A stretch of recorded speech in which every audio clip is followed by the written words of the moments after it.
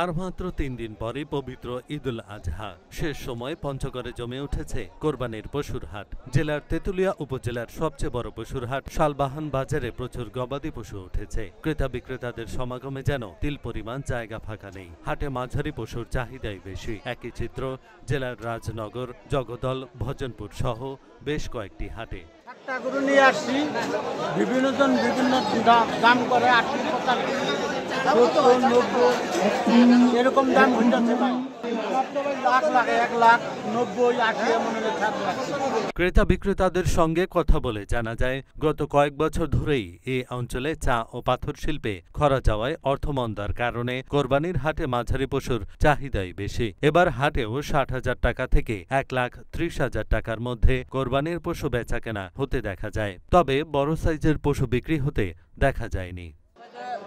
বড় গরুর দাম মূল্য হইল ১.৫ লাখ, ১,২০,০০০, ১ লাখ, কিন্তু বেশিরভাগ গরু মানুষ কিনতেছে ৬০, ৬৫, ৭০, ৭৫, ৮৫, তাও ভাগে।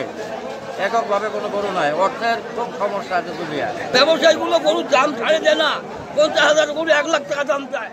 এদিকে হাট ঘুরে ভারতীয় কোনো পশু উঠেছে কিনা তা সন্ধান করলে চোখে পড়েনি। তবে একটি সূত্র বলছে, হাটে আগের মতো অবৈধ পথে আসা গরু তোলা হয় না। অবৈধ পথে আসা গরু সরাসরি ব্যবসায়ীদের মাধ্যমে বিভিন্ন জেলায় পাঠানো হচ্ছে।